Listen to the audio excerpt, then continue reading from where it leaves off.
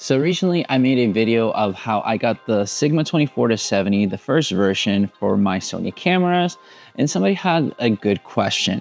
They wanted to know if there was a major difference of drawbacks and pros and cons between the Sony 20-70 that's an f4 versus the Sigma 24-70 that's an f2.8. And I wanted to kind of touch base a little bit about what you're going to be gaining from a lens like this and what you're also going to be giving up versus a lens like this that's a 20-70 that's an f4.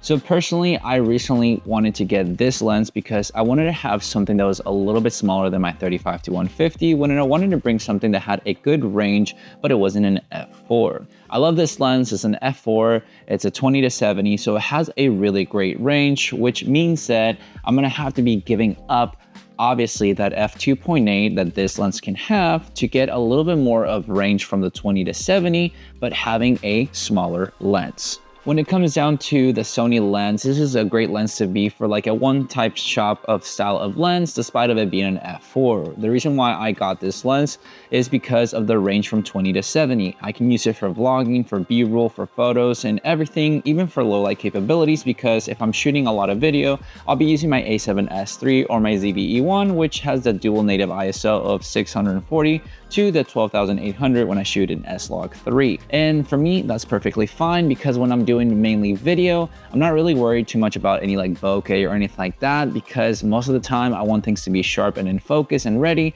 so that I can capture everything. And with the size of this lens, despite of when it zooms out is a little bit longer, the weight of it is quite nice on the arm when you're trying to do vlogging type of videos and things of that sort. Now with a Sigma 24-70, you're obviously giving up the 20mm range, but you're still obviously, both of them have that 70mm range. So what gives, right? Well, it comes down to the size and portability of this while you're giving up that little bit of wider range. So you could still vlog with this lens. I did it a little bit whenever I was doing a showcase of why I got this lens and everything, and it works fine. Is it going to be as nice and wide as a 20? Of course not, but you gain some and you lose some. With this one, the size difference alone is just quite magnificent, and as well for the weight. This lens by Sigma is quite rather heavier compared to this Sony lens. Like this one actually feels like almost nothing to my hand as I'm holding this one in the other hand, which is something that people were kind of curious about, if it was worth, the extra weight of this one to get maybe like that f2.8, because you obviously have a better shallow depth of field for low light capabilities and so on. And there's going to be ultimately more of a preference when it comes down to it. I love both for different reasons, and that's why I have both lenses, because I can use either for different scenarios. But we're going to go ahead and give you some examples of using both lenses so you can see how it'll be to vlog with each lens, using it to see the comparison of the aperture, since that's mainly one of the major reasons why people kind of consider getting a 24-70 for the f2.8 versus a 20-70 at f4, and just see how much versatility it really matters with the weight and everything if I was just going out to create some videos and stuff like that, and a little bit of photos as well. But because for me with photos with an f4 to 2.8, it really doesn't matter as much, because if you really want to, you can kind of do a little bit more post-processing and maybe blur the background a little bit if you want to. So not really the biggest key takeaway then it comes down to a comparison between these two, but we'll do a little bit of that just to kind of have every example out there for you guys. All right, so the first test that I'm going to do is showcase what 20mm does to 24 in the same section right here. Then I'll match them to have 24 and 24 as well. Then we're going to go just outside. This is more of the, I don't want to say low light capabilities, because it's not low light. Obviously, I'm using some lights and everything for my video, but I do want to have it so that you can see how it'll be if you were shooting indoors, to see if that'll make much of a difference, because you'll see a little bit of the background for the bokeh and things of that sort. So now that we're here with both lenses, we are here at the Sigma 24-70 at 24mm, and this is the Sony 20-70 at 20mm, 2.8 f4. So this is what it looks like. But that's how it looks like, comparison side by side, to see what you would get for 20mm versus 24.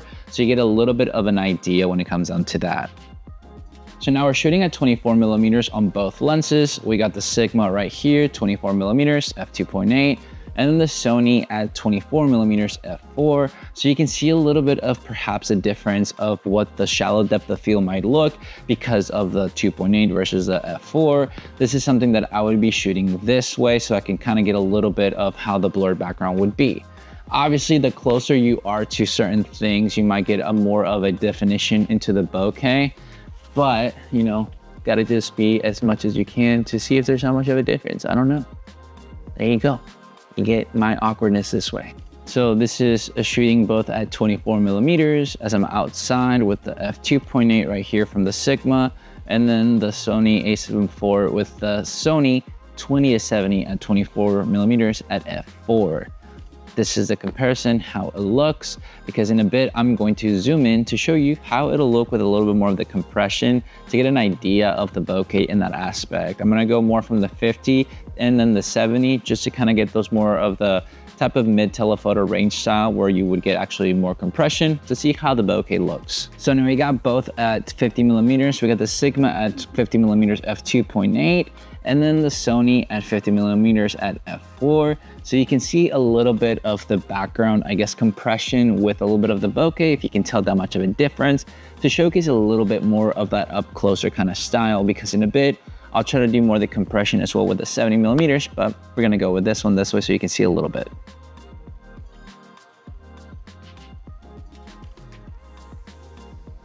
So now we are here at 70 millimeters. We got the Sigma at 2.8, the Sony at f4, Sony, Sigma, you can see it. Maybe there is more shallow depth of field, separation and everything like that. So I'm just gonna kind of try to come up.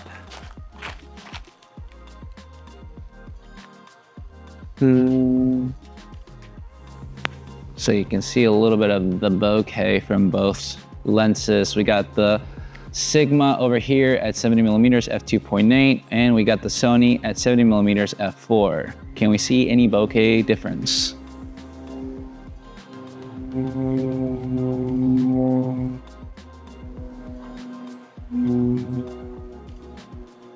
Oof. So we got 20 millimeters, 24. This is the difference from about the same location as possible. So you get a little bit of a difference from both of them at the same time. Our main thing is not to go from one camera. It has been really to just kind of go from about the same style, since it's an a7 IV, a7C Mark II, pretty much the same. But that way you get a little bit of the more real time, what 20 millimeters looks like to 24. So I can kind of scooch on in right here so you can see basically how it looks. Yeah, there you go. And this is what it looks like with the vlogging part at 20 millimeters with the f4. If you're wanting to have this lens for maybe more of the vlogging type of things, like how I usually use it, this is using it with a Sony a7 IV that you can see with just how it would look if you're out and about, you know, creating content with the vlogging setup.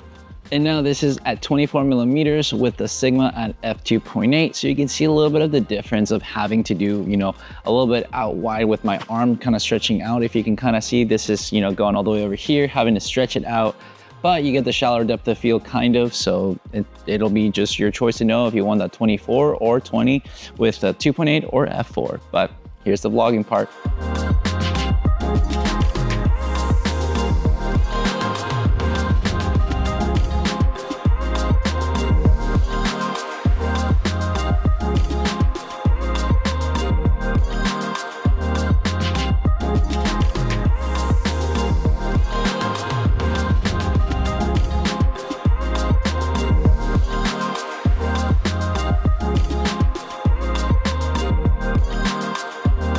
So we're gonna go ahead and do just a portrait of me, mainly with the 70 millimeters at f2.8 and at f4. And then I wanna do a 24 to 24 at f2.8 and then f4. So you get a little bit of a comparison of the photo department. Like I said, the photo part is not the biggest deal for most of the time, because in photos you'll be okay. Obviously, if you're gonna want more shallow depth of field with the bokeh and stuff like that, I mean, I would say get probably a prime, but with f2.8 you'll probably get more bokeh obviously for photo, but f4 will still be manageable. But here you can see a little bit of a difference.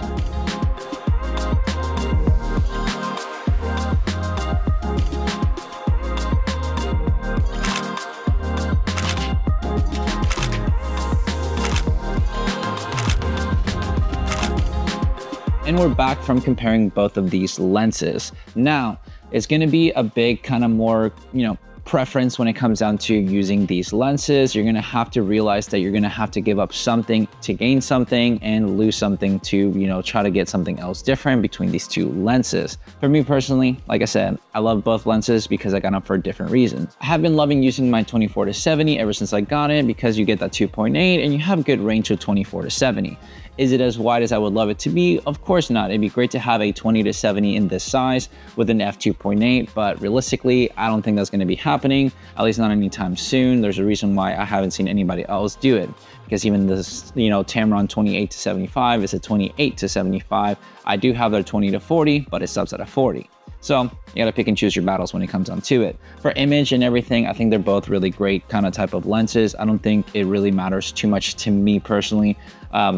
Kind of the difference of the f4 to the 2.8, it depends on the scenario and, you know, scenery that I'm trying to capture or not. Do I want to have more bokeh, or do I want to have more, you know, kind of everything in focus, or am I going to be cranking up my aperture or not? So that's just kind of the, you know, cons and pros for both of them that you just have to kind of think about. And that's what I usually do when I choose which one I'm going to bring with me for taking photos and videos when I'm out and about. Personally, for me, for the price point, since they are fairly similar in the price point, I know the Sigma, the new version of this one is, I think, about like, it was like 1,170 something that I saw online right now. And this one is like 1,090 or something like that, or 89 or whatever they want to go with.